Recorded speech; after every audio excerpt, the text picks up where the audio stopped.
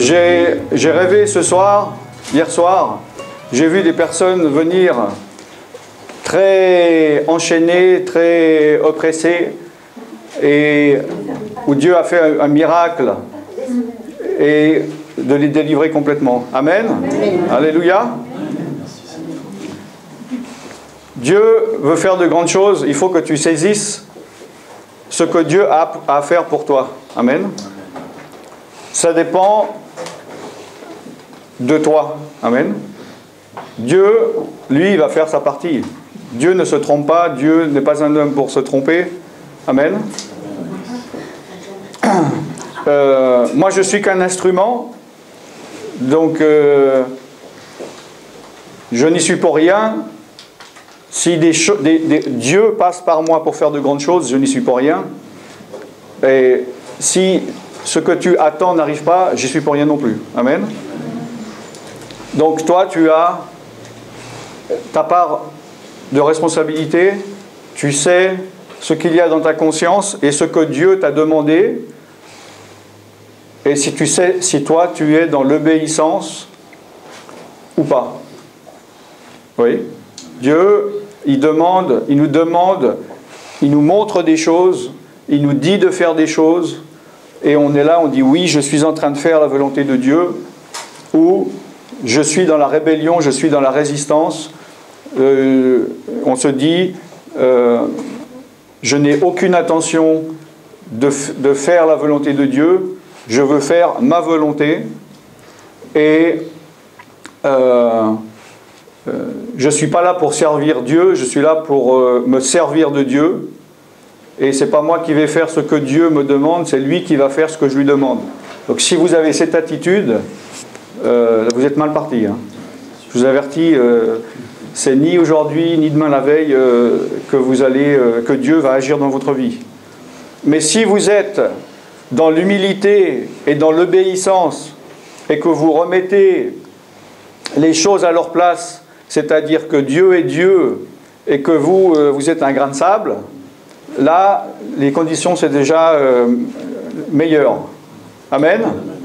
Alléluia. Dieu ne va jamais te délivrer si il sait qu'une fois libre, tu vas partir, servir d'autres dieux ou faire des choses qui vont t'éloigner de lui, ou tu vas te servir toi-même. Oui. Et il y a des gens qui tournent à vide, qui tournent... vous savez, c'est comme une voiture, si on ne met pas la première, la marche, la première, tout le monde sait comment ça fonctionne une voiture. On peut appuyer sur l'accélérateur, ça tourne, ça chauffe, oui, les pistons bougent, ça fait du bruit, mais vous n'avancez pas d'1 millimètre. Oui. Et il y a des chrétiens, leur problème c'est ça, c'est qu'ils font beaucoup de choses, ils font beaucoup d'efforts, ils tournent à vide, ils s'exténuent, ils disent je fais ça, j'arrête pas du soir au matin, pourquoi ça ne fonctionne pas? Parce qu'ils veulent le faire de leur manière. Et il faut faire les choses à la manière de Dieu. Donc un problème majeur en général chez le chrétien qui a un problème, qui ne sort pas de sa vie, c'est la rébellion envers Dieu, l'insoumission envers Dieu, l'orgueil envers Dieu. Et il y a un moment donné, en tant que chrétien, on doit capituler devant Dieu. Et il se peut que certains chrétiens n'ont jamais connu ça, ils n'ont jamais capitulé. Même pour la conversion. Parce que peut-être il y en a qui ont reçu un message de l'évangile superficiel. On leur a présenté un Jésus superficiel, une croix superficielle. Et ils se sont convertis superficiellement. Et ils n'ont pas compris l'enjeu de cette guerre, ils n'ont pas compris l'enjeu du salut, ils n'ont pas compris l'enjeu du sacrifice de Jésus-Christ sur la croix. Ils ont simplement entendu, peut-être c'est votre cas, viens à Jésus et tout ira bien, c'est facile, tu vas devenir beau, tu vas devenir jeune, tu vas devenir riche, et après une année, 2 ans, 10 ans, 20 ans, vous voyez que ça ne fonctionne pas, vous dites qu'est-ce qui joue pas? Mais en fait, c'est comme si vous achetez une télé, vous avez le mode d'emploi d'une autre. Vous pouvez faire tous vos efforts, vous dire mais je suis vraiment en train de suivre ce mode d'emploi. Mais ce n'est pas pour la bonne télé. Donc le bouton, il ne se trouve pas là où vous pensez qu'il se trouve. Amen. Donc il faut comprendre que si vous ne faites que vous servir de Dieu, Dieu pour vous c'est une méthode, ou la Bible c'est une méthode pour arriver à vos fins, vous n'arriverez jamais à avoir des résultats dans votre vie. Amen. C'est uniquement en mettant Dieu à la première place. Il y a un moment donné, il faut capituler, il faut savoir, est-ce que vous voulez vivre votre vie pour vous et que le but de votre vie, c'est de vous servir, d'être heureux ou d'être... peu importe, avoir de la gloire, de la puissance, de l'argent, du confort pour vous, pour votre famille. Bon, vous aurez des miettes de Dieu. Mais si vous voulez servir Dieu et vous mourrez à vous-même et vous voulez mettre Dieu en premier, alors vous recevrez des choses de la part de Dieu que vous ne recevrez pas sinon. Vous comprenez? Recherchez premièrement le royaume de Dieu et sa justice, et qu'est-ce qui se passera?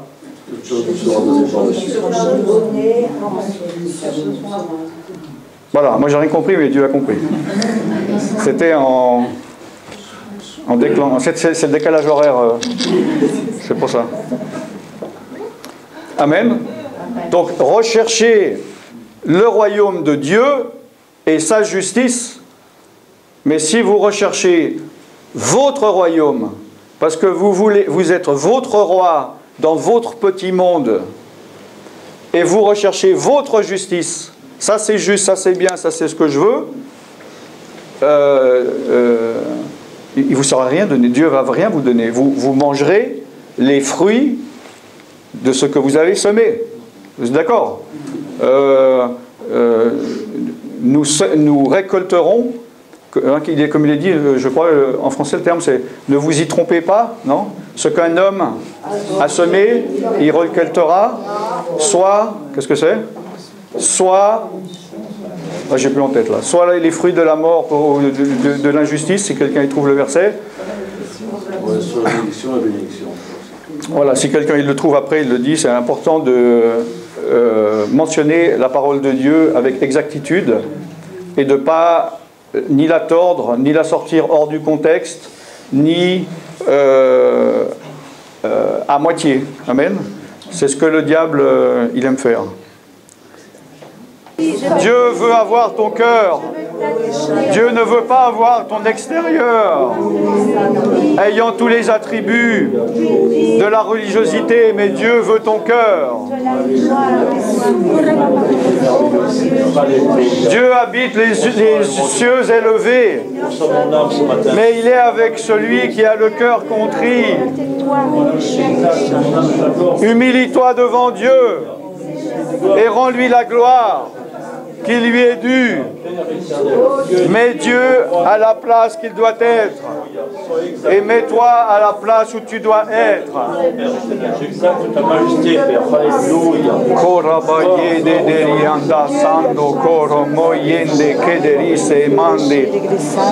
Oh baraye kedeli anda sarama yanda rama yede deri anda sando. Kora baba yede deri anda. Humilie-toi devant ton Dieu. Demande pardon pour tes péchés. Détourne-toi de tes péchés, confesse-les. Et détourne-t'en.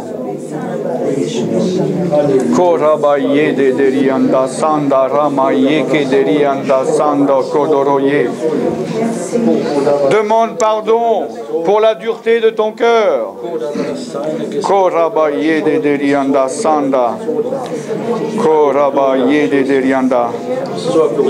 Oh, dans le nom de Jésus, Manda Ramaya. Korababaye de Derianda. Kodarabaye de Derianda. Dieu fait grâce aux humbles. Il résiste aux orgueilleux.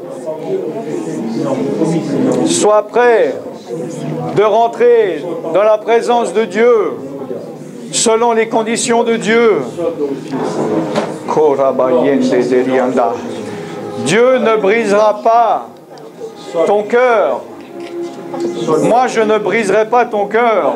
C'est toi qui dois reconnaître que tu as le cœur dur et te soumettre et renoncer à tes voies et renoncer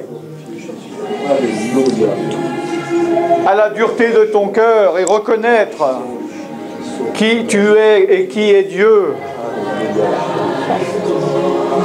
Tu n'iras pas plus loin ce week-end que tu n'arriveras à aller maintenant.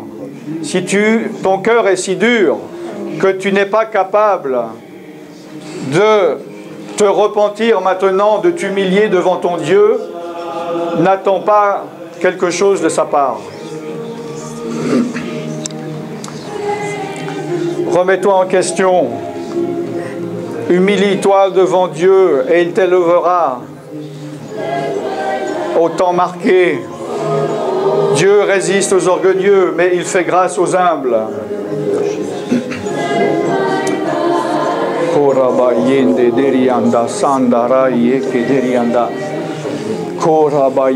Il n'y a que toi qui peux t'aider maintenant. Dieu t'attend. Toi, tu attends Dieu, mais lui, il t'attend. Il est dit, si tu t'approches de lui, il s'approchera de toi. Ne l'appelle pas qu'il vienne à toi, il ne viendra pas. C'est toi qui dois aller à Dieu. Il est dit, approchez-vous de Dieu et il s'approchera de vous. N'attends pas Dieu. C'est Dieu qui t'attend. Si tu es trop orgueilleux, si tu ne veux pas de Dieu, c'est ton choix et Dieu respecte ton choix. Mais si tu veux t'approcher dans sa présence, il a dit comment le faire. C'est entre tes mains. Humilie-toi, demande pardon, confesse tes péchés. Humilie-toi devant ton Dieu. Reconnais qu'il est Dieu. Renonce à tes voies et il portera un regard favorable sur toi. Dieu souffre. Toi, tu souffres, mais Dieu souffre de te voir souffrir. Et il sait que tu souffres à cause de toi.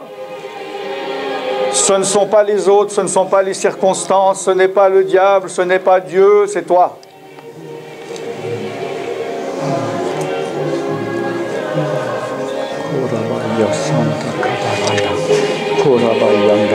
Saisis cette occasion. Saisis cette occasion, nous sommes devant Dieu. C'est dans la présence de Dieu qu'est la guérison. C'est dans la présence de Dieu qu'est la délivrance. C'est dans la présence de Dieu qu'il y a la bénédiction, qu'il y a l'abondance. C'est l'onction qui brise les chaînes. L'onction, c'est la présence de Dieu. Et pour être dans la présence de Dieu, il faut rentrer dans la présence de Dieu. Ne reste pas loin. J'insiste pour essayer de convaincre plus, car tous n'écoutent pas. Mais je veux donner l'occasion de le faire pour ceux qui sont encore en train de se battre contre leur propre cœur.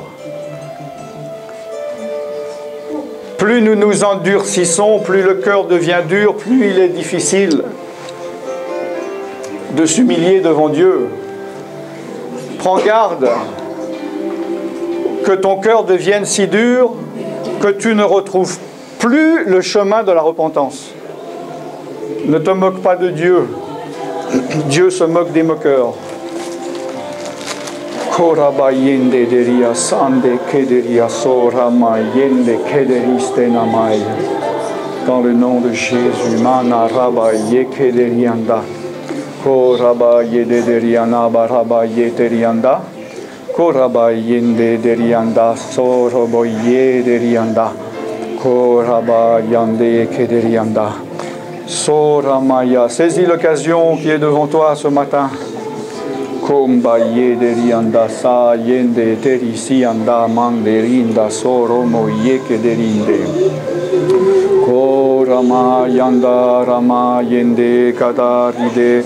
Koraya rama yanda. Koda. C'est l'Éternel qui guérit. C'est l'Éternel qui rétablit. O Variana Marianda Rama Yendo Romo Yede Verisianda O Baride Sande O Bria Nandoro Maye Kederide Sandoro Moye Kederide Saye O Baranaye Kederianda Kando Koro Yederi Gando O Barayi Deri Sendoro Moye Kederianda Koda Rama Yende Dara Yede Veri Sando Mori Dembai. Daniel, tu veux prier pour remettre... Oui. Oui. Ferme les yeux. Seigneur, nous voulons t'apporter cette journée et tout ce week-end. Seigneur, afin que vraiment nous puissions voir ta puissance et ta gloire. Seigneur, nous ne sommes pas venus ici pour un homme, nous sommes venus ici pour toi. Seigneur, parce que tu es notre Père, parce que tu es un bon Papa et tu veux prendre soin de nous. Seigneur, nous sommes venus parce que nous avons vraiment à cœur de te rencontrer. Nous avons à cœur de te connaître davantage. Seigneur, et nous voulons rentrer dans cette pureté, dans cette sanctification. Et Seigneur, nous sommes venus parce que nous avons besoin d'aide. Et Seigneur, et nous comptons sur toi. Seigneur, merci de te servir de ton serviteur. Amen. Et merci Seigneur parce que nous voulons être guéris, nous voulons être délivrés, nous voulons être libérés. Et Seigneur, surtout, Seigneur, nous te demandons de ne pas repartir comme nous sommes venus. Seigneur, nous voulons laisser tous nos fardeaux, tous nos soucis, tous nos problèmes, Seigneur. Et repartir, Seigneur, avec la joie que toi seul peux mettre dans notre cœur. Et cette liberté et cet amour dont nous avons tellement besoin. Seigneur, nous te remercions parce que nous nous attendons vraiment à toi. Sois béni et nous voulons vraiment t'accueillir. Viens, Saint-Esprit. Viens diriger ces moments. Sois le maître au milieu de nous, Seigneur, et conduis toutes choses. Amen. Amen. Gloire à Dieu. Donc nous sommes dans un séminaire de délivrance. Bon, il y a beaucoup de préjugés, d'incompréhension par rapport au terme délivrance, puisqu'on a une tendance dans l'Église moderne à catégoriser, comme je dis, puisque beaucoup ne font pas de délivrance, ils vont catégoriser, alors que la délivrance, pour moi, c'est la base de l'Évangile. C'est-à-dire, Jésus-Christ, il est venu pour sauver, pour guérir et pour délivrer. On est d'accord ? Vous pouvez voir dans Ésaïe 61, versets 1 à 3, hein, je suis venu pour délivrer les captifs, libérer les prisonniers, guérir les cœurs brisés, etc. Donc, la délivrance, ce n'est pas comme certains pensent, dire à un démon, sors de là, je te chasse. Mais pourtant, certains pensent que ce n'est que ça. Ce n'est pas ça. Là, on parlait hier d'un ministère qui faisait de la cure d'âme, et qui disait, oui, je ne sais pas quoi, il n'est pas pour la délivrance. Mais la cure d'âme fait partie de la délivrance. Chasser les démons fait partie de la délivrance. Voilà. C'est un processus.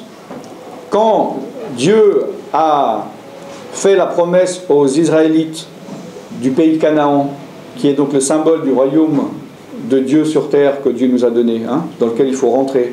Vous êtes d'accord ? Il a fait la promesse du pays de Canaan, mais ils ont dû rentrer en possession. Et nous, en tant que chrétiens, il faut rentrer en possession des promesses qu'il nous a fait. Rentrer en possession, c'est aussi se déposséder des liens qu'on a.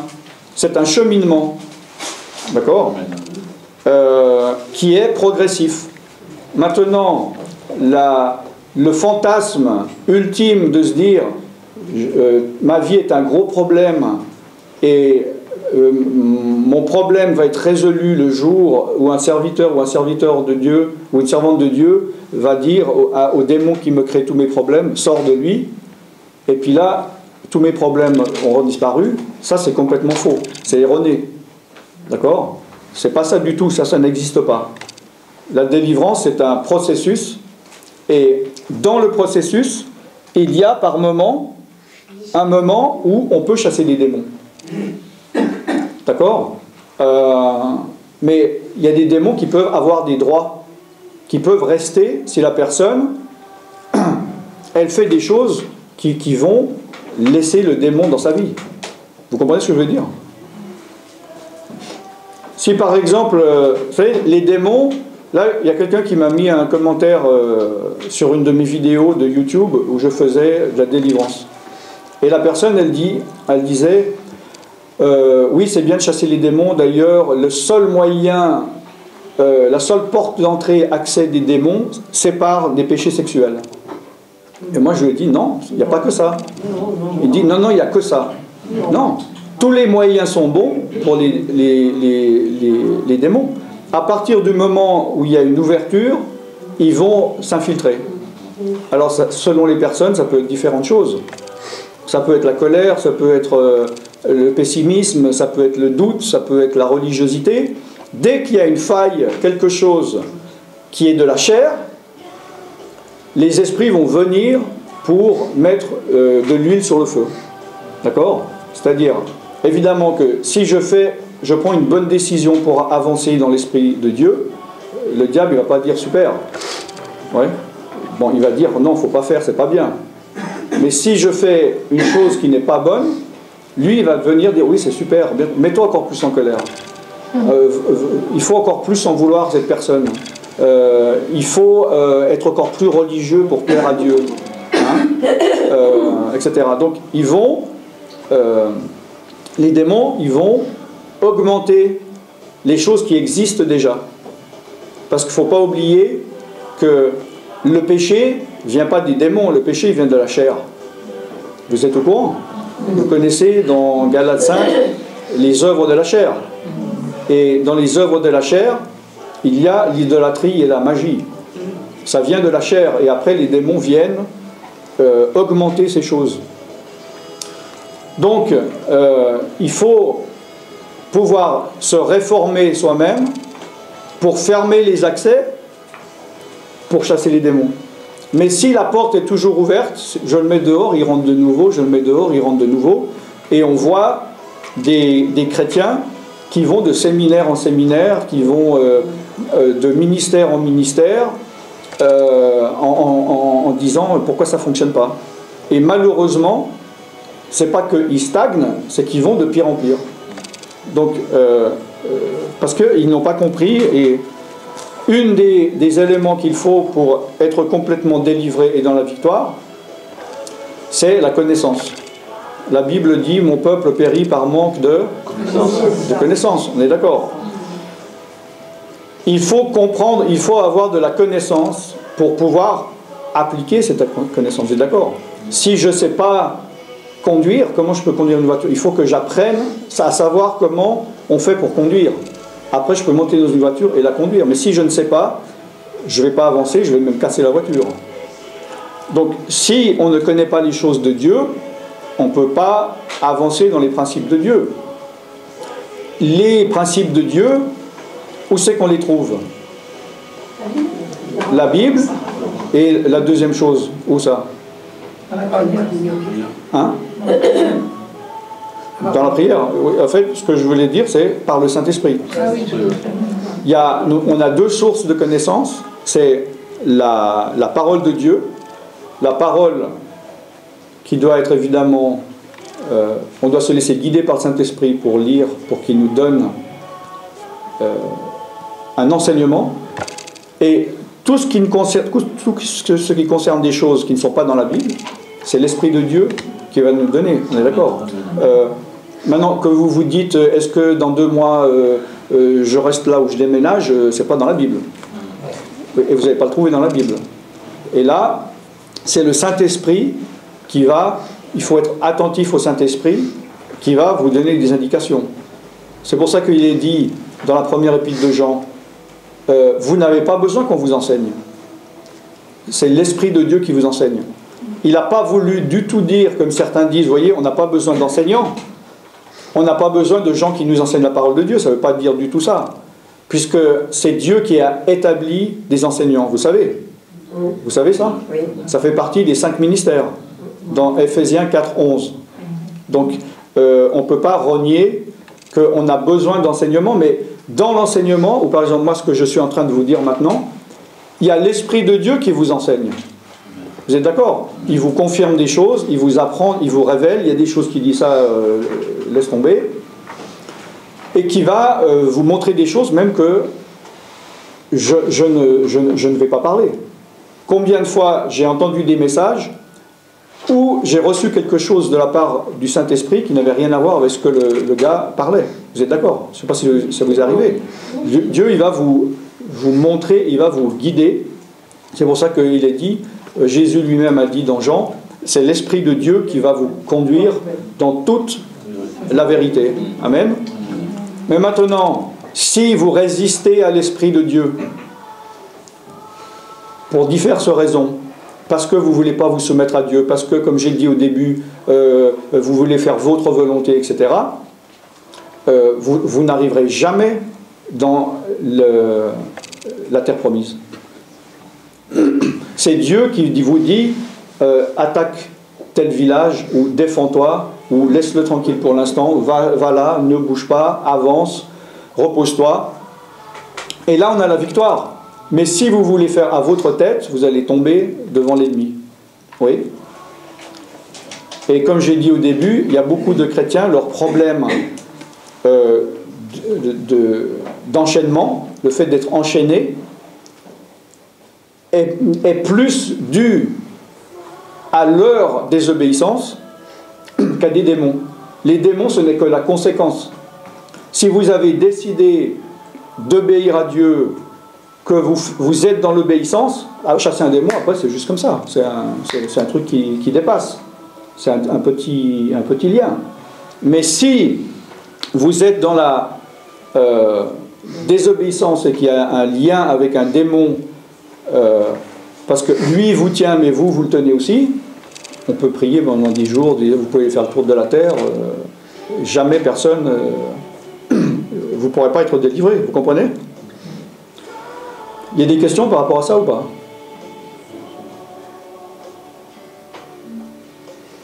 Bon, on va voir dans Romains chapitre 1,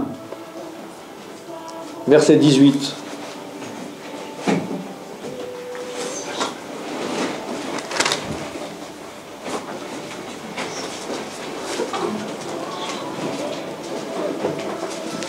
Est-ce que quelqu'un qui lit, qui sait lire à haute et intelligible voix, fort?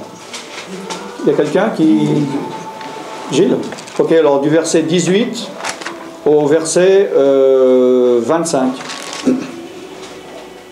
La colère de Dieu se révèle du ciel contre toute impiété et toute injustice des hommes qui retiennent injustement la vérité captive. Car ce qu'on peut connaître de Dieu est manifeste pour eux, Dieu le leur ayant fait connaître. En effet, les perfections invisibles de Dieu, sa puissance éternelle et sa divinité, se voient comme à l'œil nu, depuis la création du monde, quand on les considère dans ses ouvrages.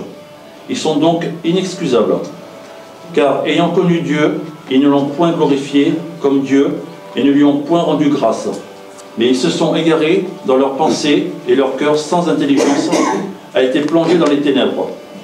Se vantant d'être sages, ils sont devenus fous, et ils ont changé la gloire du Dieu incorruptible en image représentant l'homme corruptible, des oiseaux, des quadrupèdes et des reptiles. C'est pourquoi Dieu les a livrés à l'impureté selon les convoitises de leur cœur. Ainsi, ils déshonorent eux-mêmes leur propre corps, eux qui ont changé la vérité de Dieu en mensonge et qui ont adoré et servi la créature au lieu du Créateur et qui est béni éternellement. Amen. Amen. Puis encore le verset 28. Comme ils ne sont point souciés de connaître Dieu, Dieu les a livrés à leur sens réprouvé pour commettre des choses indignes. Voilà. Donc,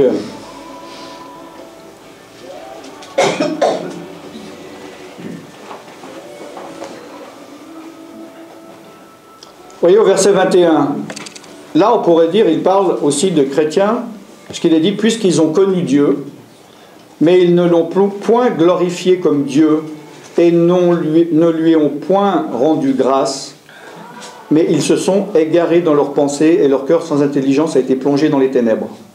Se vantant d'être sages, ils sont devenus fous. D'accord ? Voilà le cas typique de ce que je parlais. Peut-être tu es venu à Dieu, tu as compris quelque chose de l'évangile, peut-être tout, ou peut-être une part. Je ne sais pas la raison pour laquelle tu t'es converti. Il y a beaucoup de chrétiens, à mon avis, qui se convertissent pour de mauvaises raisons.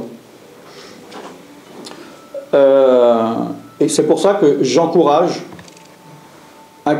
tous les chrétiens, que vous soyez chrétiens depuis une année ou depuis 30 ans, revenez aux sources pour comprendre la base de l'évangile et la base du salut. Parce qu'il y en a qui n'ont pas saisi, qui n'ont pas compris, qui n'ont pas fait une conversion profonde. J'ai fait une série, sur mon site, j'ai fait une série de 6 vidéos qui s'appelle Le Salut. Je crois que c'est la conversion profonde, le titre. Vous trouvez ça sur centre-partage.com à la page prière vidéo, où je décortique le processus de salut, de la foi, de la repentance, voilà, qu'est-ce que le salut, les tenants et aboutissants. Et il y a des chrétiens, depuis plusieurs années, ils m'ont dit, je ne savais pas ça. D'accord ? C'est grave, mais moi qui vais de pays en pays et d'église en église, de toutes sortes de dénominations, j'ai été dans des églises, j'ai prêché dans des églises catholiques, orthodoxes, protestantes, évangéliques, pentecôtistes, voilà, des plus fermés aux plus ouverts dans le monde entier. Et je vois, pour certains, le type d'évangile qui est prêché. C'est-à-dire, c'est simplement un évangile superficiel. Ça va pas, viens à Jésus, ça ira mieux. Amen. Et alors, Jésus mort sur la croix, c'est simplement le fait, c'est parce qu'il est mort que tu iras mieux. C'est tout ce que tu as à savoir. Et après, on peut avoir justement des mauvaises raisons de s'être converti. Et voilà. Et là, donc, au verset 21, il dit, puisqu'ils ont connu Dieu, ils ne l'ont point glorifié comme Dieu, ils ne l'ont pas rendu grâce. Il y a une chose que vous devez à Dieu. C'est quoi ? Pardon ? Oui. Parce que votre argent, il n'en a pas besoin. Il n'a pas besoin d'argent, Dieu, non ? Si je donne une pièce d'1 euro à Dieu, qu'est-ce qu'il va en faire ? Bon, ça c'est le système, les églises, les hommes, ça c'est une chose, c'est humain. Mais spirituellement, on ne peut pas lui donner d'argent. Qu'est-ce qu'on peut lui donner ? Des pierres précieuses, de l'or, du sable. On va lui construire, on va lui peindre un joli tableau. Bon. Avoir une communion avec lui et être reconnaissant. Ça, c'est ce qui va lui plaire, justement. Mais la seule chose qu'on peut lui donner, et en fait ce qu'il attend de nous, ce qui est un dû, c'est l'adoration. Adoration, louange. D'accord ? Et en esprit, en vérité. Parce que religieusement, ils s'en fichent complètement. Hein ? C'est pour ça qu'il y a des chrétiens dans des églises avec des esprits religieux. Le diable, ça ne le dérange pas qu'ils aillent dans ces églises parce que ça ne va pas plus haut que le plafond. Hein ? Il y a l'artifice de ce qu'on doit faire à Dieu. Mais ce n'est pas fait en esprit en vérité.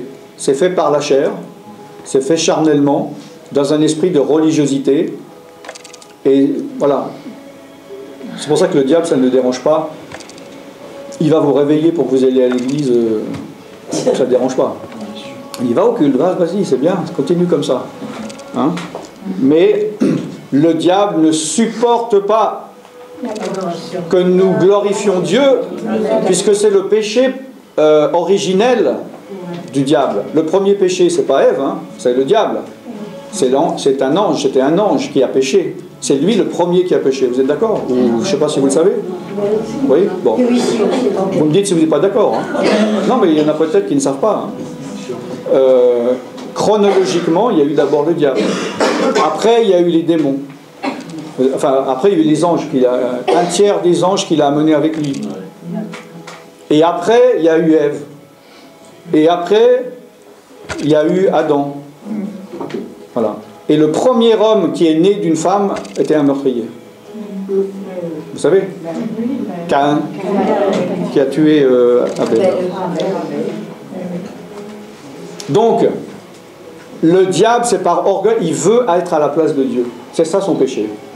Il veut être adoré comme Dieu. Donc, quand nous adorons Dieu comme il le doit, le diable, c'est la pire chose que vous voulez. Vous voulez embêter le diable? Adorez Dieu. Allez pas l'attaquer en disant au nom de Jésus, ça il s'en fiche. Adorer Dieu, c'est pire. C'est là, vous avez l'épée dans son cœur. Là, si vous voulez torturer le diable, adorez Dieu. Amen. Amen. Hein? Amen. Quand le diable a tenté Jésus dans le désert, il l'a tenté combien de fois? 3 fois. La tentation finale, c'était quoi? La 3e. Voilà. Si tu te prosternes devant moi et tu m'adores, je te donnerai tous les royaumes de la terre et leur gloire. C'est ça la finalité qu'il veut. C'est être à la place de Dieu. Il veut qu'on l'adore. Donc, il sait très bien, le diable, ce qu'il aimerait s'il pouvait, c'est que toute la terre dire « adorez-moi ». Il y a un moment donné, ça viendra, comme on l'a dit, la majorité des gens adoreront la bête son image. Mais maintenant, il sait très bien que si le diable il vient devant les hommes et il dit « bon, adore-moi », tout le monde dira « ah non, non, bon ». Donc, il ne peut pas le faire librement. Alors, qu'est-ce qu'il peut faire? C'est au moins empêcher qu'on adore Dieu. Donc, son but... Tu reviens, hein? Oui, elle m'a dit dehors. Ok. S'il ne peut pas faire qu'on l'adore, écoutez, c'est important. Il va faire qu'on n'adore pas Dieu. Et si il ne peut même pas empêcher qu'on adore Dieu, qu'est-ce qu'il va faire? Il va nous mettre dans le faire d'une manière charnelle, ou nous mettre un esprit religieux pour adorer, non pas en esprit, en vérité, mais en chair et en erreur. D'accord? C'est pour cela que je dis qu'il est si important. Je vois pour moi, là, moi je ne vous connais pas, je ne vous juge pas, mais quand j'ai dit au début adorer Dieu, louer Dieu, je regarde un peu les personnes. Pour moi, les plus enchaînés sont ceux qui sont incapables de louer Dieu. Sont ceux qui ont été incapables d'ouvrir la bouche. Et ça, je le vois. Même dans des... j'étais dans une église où il y avait des anciens. C'est-à-dire, ils faisaient partie d'une église, d'une dénomination bien connue que je nommerai pas. Et c'était des anciens de l'église. Et ils ont quitté l'église pour avoir plus de liberté. Donc c'était des anciens, je ne sais pas, depuis 10 ans, depuis 20 ans. Puis quand j'ai dit ceux qui avaient besoin de bénédiction avancée, il y en a un, il s'est avancé, et j'ai dit, bon, commencez à louer Dieu. Le gars, il était incapable de sortir un mot. Il n'avait jamais adoré Dieu de sa vie. C'était un ancien d'une église qui a pignon sur rue et qui est censé être la représentation de l'église du Dieu sur terre. Et comme ce matin, j'ai motivé, et à un moment donné, j'ai dit, mais dites au moins Alléluia. Il ne pouvait pas. Il était lié. Il ne pouvait même pas, tellement il était sous l'emprise de ces démons religieux qu'il ne pouvait pas dire Alléluia sous l'onction. Évidemment, il a dû dire souvent Alléluia dans sa vie, ou même dans l'église, mais si ça, c'est vide de sens. S'en fiche. Vous comprenez? Donc, puisque, ayant connu Dieu, ils ne l'ont point glorifié comme Dieu, et la raison pour laquelle on peut ne pas vouloir glorifier Dieu, c'est que on n'estime pas qu'il est Dieu. Et une des raisons, c'est qu'on pense que nous sommes notre Dieu. Nous sommes encore notre Dieu. C'est-à-dire, comme j'ai dit au début, nous nous servons de Dieu au lieu de servir Dieu. Et c'est le péché originel, puisque Ève, quand elle a vu le fruit de l'arbre de la connaissance du bien et du mal, elle a dit « Oh, je vais devenir comme un Dieu, comme une déesse. » Et depuis, nous sommes venus des mini-dieux. Parce que c'est quoi? Nous sommes responsables et maîtres de notre destinée. On est d'accord? Et quand on vient à Dieu, il faut reconnaître, non, je ne suis pas un Dieu, je suis qu'un homme et toi tu es Dieu, remettre les choses à leur place. Mais si on est incapable de faire ça et on continue notre vie de petit Dieu en essayant de donner des ordres à Dieu, ça ne va pas marcher. Dieu, il n'est pas en dessous de nous. Il est au-dessus. Vous comprenez ce que je veux dire? Donc, parce qu'ils ne l'ont pas glorifié comme Dieu et ils n'ont point rendu grâce, ils se sont égarés dans leurs pensées. Vous comprenez? Et leur cœur sans intelligence a été plongé dans les ténèbres.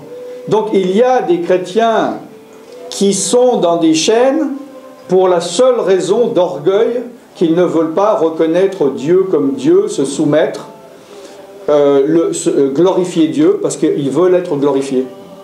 Et Dieu ne permettra pas, ne donnera pas sa gloire à un autre. Et donc, il permet qu'ils soient égarés dans leurs pensées, comme il est dit aussi, ils ne cessent d'apprendre et ils n'arrivent jamais à la connaissance de la vérité. Il y a des chrétiens, ils savent tout, ils savent plus de choses que moi. Mais si ils sont dans la rébellion, ça ne leur sert de rien. Il y a des gens, ils me disent, j'ai un problème, aidez-moi. Et tout ce que je leur dis, c'est, ah oui, je sais, oui, ça je sais, oui, bah, ça je sais, oui, ça je sais, je sais, je sais. Ils savent tout, ils n'ont rien, ils ne peuvent pas apprendre plus. Ils savent tout. Mais ils refusent de se convertir à Dieu, ils refusent de se soumettre à Dieu, ils refusent de glorifier Dieu, ils refusent de capituler, ils refusent de mourir à eux-mêmes. Amen. Le diable, il ne peut pas attraper un mort. Il ne peut rien faire à un mort. Vous avez déjà essayé de faire du mal à un mort? Allez-y, piquez-lui avec une épingle, coupez-lui une main, jetez-le en bas d'une fenêtre, il ne va pas réagir. Et il est insensible. Et le diable ne peut rien faire envers un chrétien qui accepte de mourir à lui-même. Amen.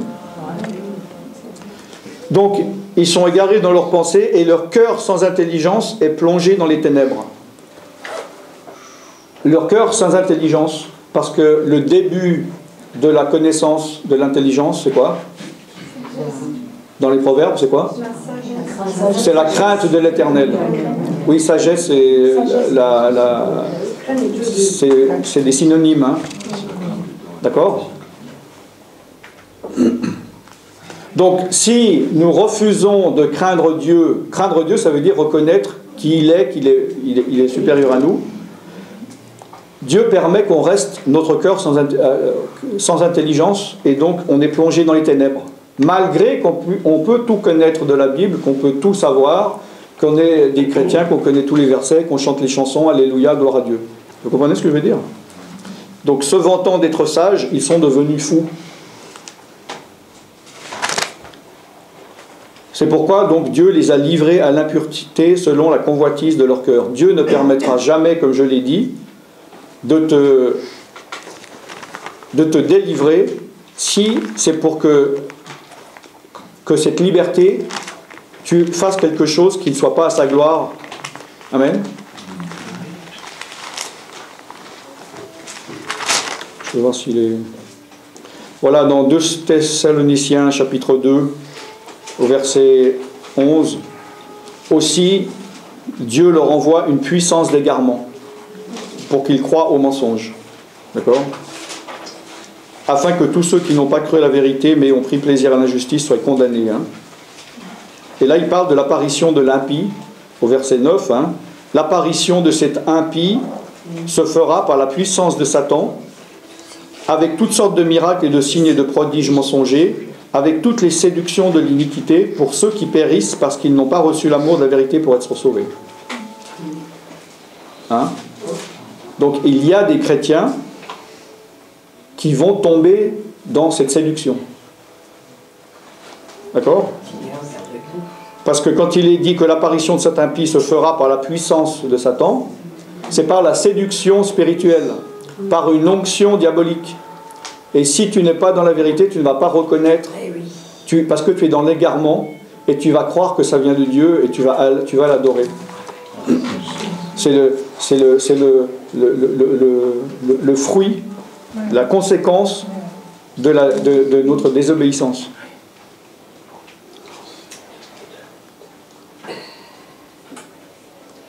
Comment on peut reconnaître une véritable onction? Yes, yes. Comment est-ce qu'on peut reconnaître une véritable onction? Bah, déjà, faut voir, on reconnaît un arbre à son fruit. Qu'est-ce que c'est le fruit de l'esprit? Bon, il y a déjà combien de fruits de l'esprit? Bon, ça c'est bon, c'est réglé. Je fais toujours le coup. Ça c'est bien. Donc il y a la joie, la paix, etc. Bon. Donc déjà, mais ça c'est une chose, ça ne se voit pas immédiatement. Moi je viens ici 2 heures, 3 heures, je fais tout ça, je fais des trucs, par exemple. On ne connaît pas. Vous savez pas, on ne peut pas avoir un fruit en 1 heure, en 2 heures. D'accord. Bon. Maintenant, donc, en effet, si quelqu'un il vient et dit bonjour, je suis prophète, et il fait des miracles, comment savoir si cette onction est de Dieu? Ben, il faut justement le discernement. Si vous avez l'esprit, si vous êtes guidé par l'Esprit de Dieu et obéissant à l'Esprit de Dieu, immédiatement l'Esprit de Dieu confirmera ou infirmera que c'est son esprit. Vous saurez exactement. Hein? C'est comme on dit un chien il va reconnaître un chien. Un chat il reconnaît un chat, on reconnaît son espèce. Non?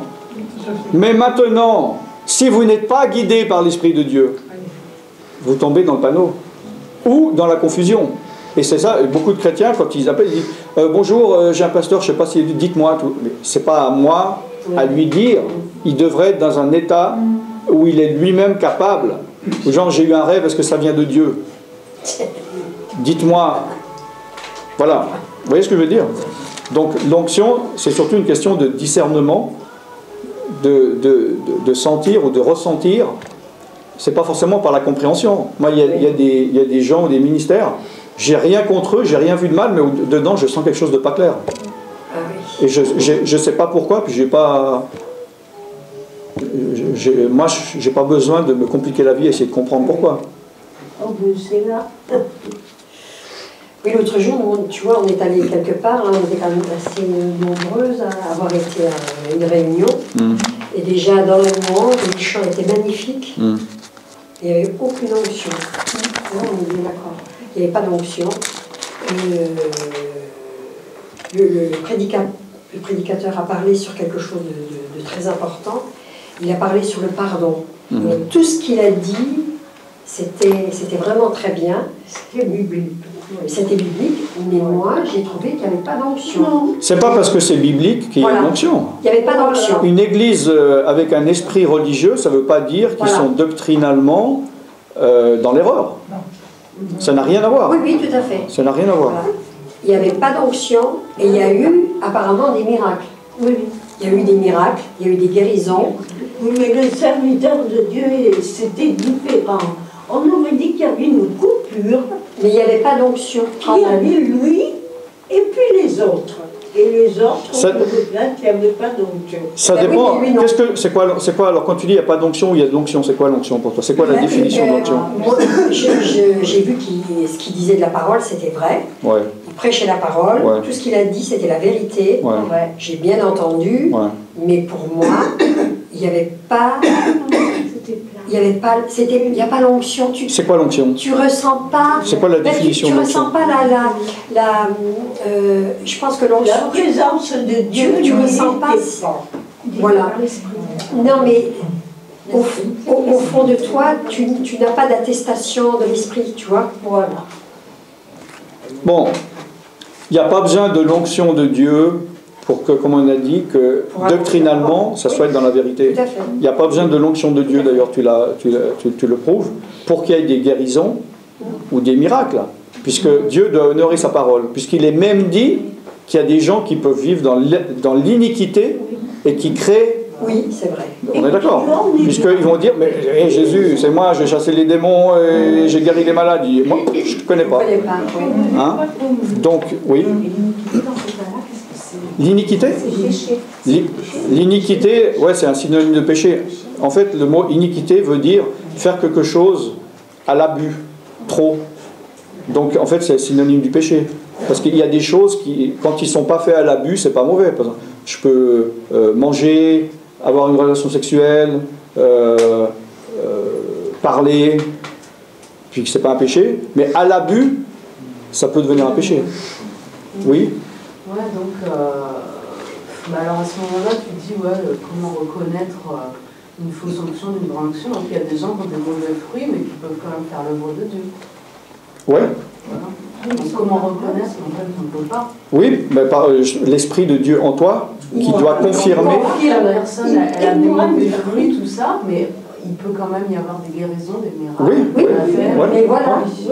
Mais l'origine n'est pas divine. Voilà. Non, c'est pas ça. C'est pas ça. Non, c'est pas ça. Ça peut être. Faut pas mélanger. Ça dépend ce que vous entendez, comme je dis, comme l'onction. L'onction, si c'est la présence de Dieu. S'il y a un problème et que nous ne sommes pas dans la présence de Dieu, il ne va pas y avoir la présence de Dieu. L'onction, c'est la présence. Oui. Mais si je vais prier au nom de Jésus pour guérir, il va guérir, malgré qu'il n'y a pas d'onction, mais par rapport à sa parole. Donc il ne faut pas mélanger l'onction. D'accord? Oui, il ne se reprend pas de ses dons, c'est vrai. Voilà. Parce que Alan, c'est pas le diable ne peut pas guérir tout ça. Mais si, oui, il peut guérir. Regarde tous les magnétiseurs, regarde tous les guérisseurs. Dans un cadre d'église, au nom de Jésus, il peut guérir. Le diable il guérit au nom de ce qu'il veut, c'est peu importe le nom. Ça, tu sais, Jésus, c'est qu'un prénom. Il y en a plein des Jésus en Espagne, au Portugal. Bon. Tu vois ce que je veux dire?